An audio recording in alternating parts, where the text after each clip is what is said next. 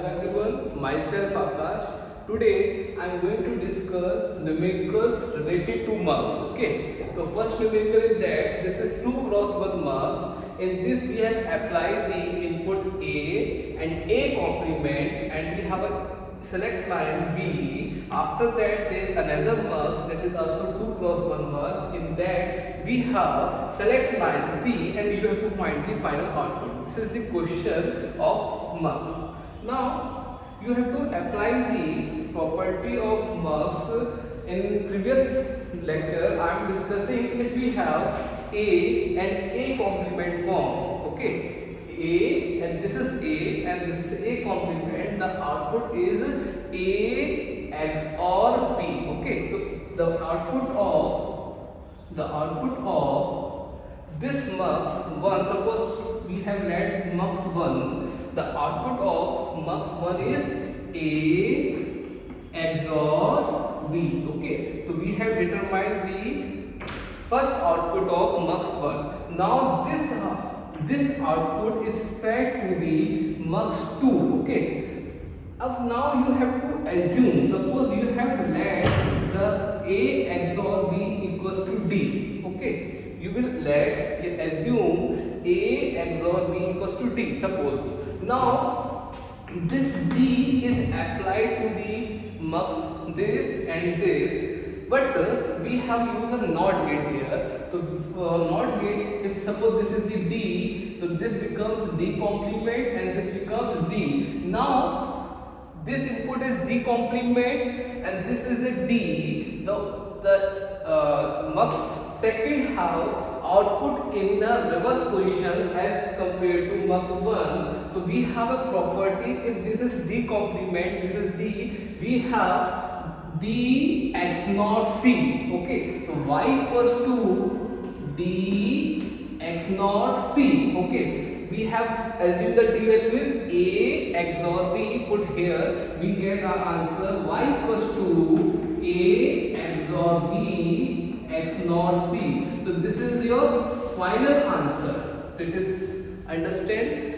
But suppose in the gate question, in the gate exam, the answers is not given like in this fashion. Okay, suppose this XNOR is placed here, this XOR is placed here. Okay, so we can write an answer in this fashion also, A XNOR B XOR C, because we have learned in the property of XOR gate and XNOR gate that it will be reversed in either side. We can use XOR here, we use XNOR here. Okay, we can reverse the position of XOR gate and XNOR gate. Okay, but suppose the answer is not also in this fashion. So we have learned another property. If we eliminate this XNOR by XOR gate, we have to complement the next. Okay, so we use this XOR. Now we have to write as B complement and this. So answer will be given in any manner. You will have applied the property of XOR gate and XNOR gate. Okay, so this is about the question number 1. Suppose second question it is given. In this second question, we have A complement here and A is here and applied to the 2 cross 1 marks. Okay, this is the 2 cross 1 marks. Okay, not 1 cross 2, because in the multiplexer we have learned that it have many input and one output. So this is the 2 cross 1 marks.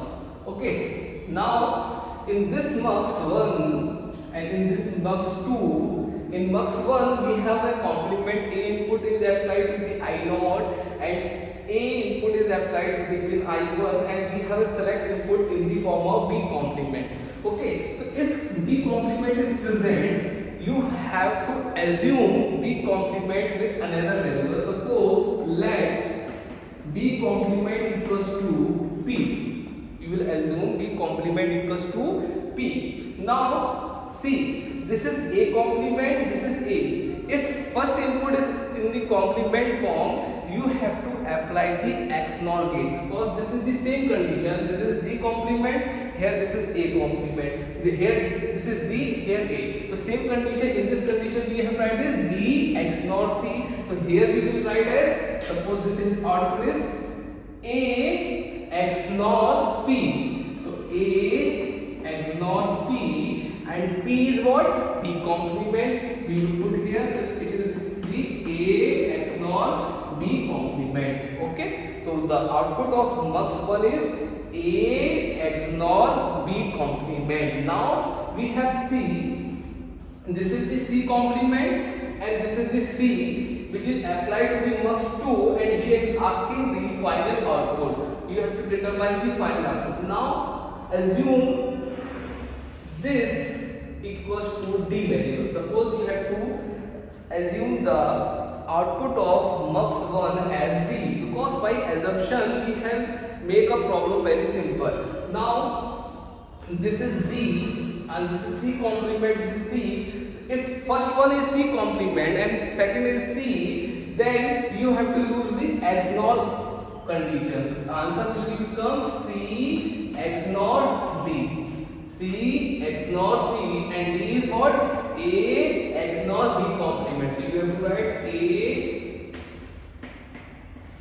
x naught B complement. Like you have to write this also in this fashion: A x naught B complement and C complement. So this is your final output. Okay.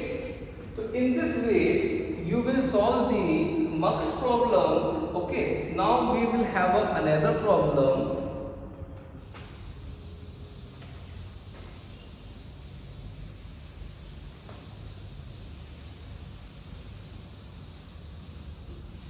Suppose you have a problem like this fashion. This is the 2 cross 1 mux. Okay, this is 2 cross 1 mux, and we have applied here A and A complement to the input, and here we have a B complement. Okay, and we have another mux. This is the another mux, that is 2 cross 1 mux, and for that we have the condition of NOT gate. Now this is connected to this, and you have to find the y. Okay, this is the question number 3, and you have to find the output, final output is. Now see the problem. First you have to visualize the problem. This is the A and this is the A complement, and the select line is present in the B complement form. Okay, so you have to firstly assume this is P. Suppose you will let us B complement equals to P. Now this is A and this is A complement. If the input are present in such a way, you have to take A XOR P. Okay, so it becomes here the output is A XOR P. Okay, it is clear to you. The answer of mux1 is A XOR P. Now this output is fed to the mux2, so you have to assume this is, suppose you have to assume this is D. Okay, now this is NOT gate, this becomes D complement and this becomes D. Okay, now this is the select line is P only. Now the question is D complement is this and this is D. If first input is in the D complement, in the complement form, you have to use the XNOR gate. The output becomes D XNOR P. The output is D XNOR P, and D is what? A XOR P, and this. Okay, it is clear to you. Now see, we have assumed the value of P. P is what? P is what? B complement. So we have to use P equals to, this is B complement and B complement. Okay, now see, if we eliminate the XNOR gate, so we have to complement that. So we have to use A XOR B complement, and we have to make this is XOR gate, and now we have to take complement, the complement of B complement and B complement B only, then we can use the property that B complement XOR B complement क्या होता है, 0 होता है, ठीक है. तो we have used A XOR 0. तो A XOR 0 is what? A only. This is your final answer of this question. Okay, so you have to remember the property of XOR mux and XNOR mux. Okay, if first input is in A and second is in the complement form, you have to apply the XOR gate. If first is in the complement form and another is in the without complement form, you have to use the XNOR gate. Okay, so this is the question number 3. Now we have to see another question, question number 4.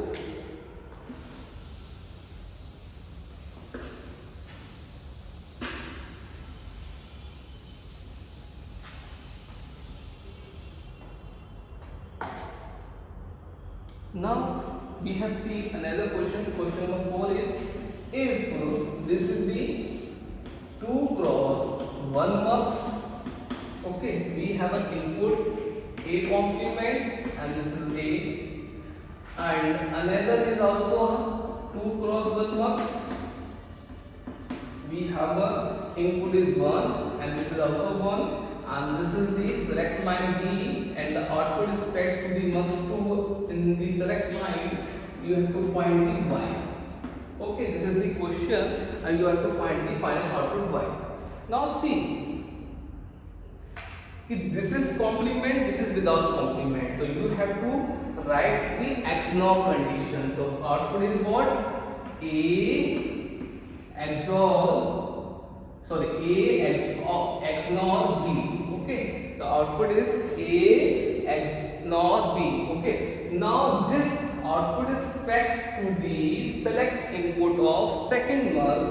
We have to assume it at P only. Okay, now the input to the mux 2 is applied as 1 and 1. The same input is applied. Now we have to expand the condition. Now if this one is passed through the mux, we have to use 1 into P complement, plus if this input is passed through the mux, we have to use 1 into P. So answer is becomes P complement plus P. P plus P complement is what? P plus P complement is what? The answer is 1 only. The answer of this question is 1, because in the coordinate algebra we have seen the property that A plus A complement is 1 only. So this is the question number 4. Now see again the numerical number 5. By practicing 5 to 6 numerical, we have a command in the mux topic. Okay, because this topic is very important for the gate point of view. Okay, so we have another problem. Suppose this is the question number 5. This is the 2 cross 1 mux, and this is another mux. 2 cross 1 mux is there. Now we have a condition is this. This is B, this is C, and this is Y, and this is the A input and this is the A input. Okay, now see, the input to the mux 1 is the same. This is the A input, this is the A input, because this is not met with the general condition, so we have to use the expand form. If we want this input, we have to make a complement. If we want this input, we have to make without complement. So and the output of mux 1 is, suppose we have to write the output of this mux. If this is the output, so we have to use B complement, plus if this is the output, we have to use without complement. The answer is becomes A B complement plus AB. Now you will see the A is common in this expression. We have to take it common.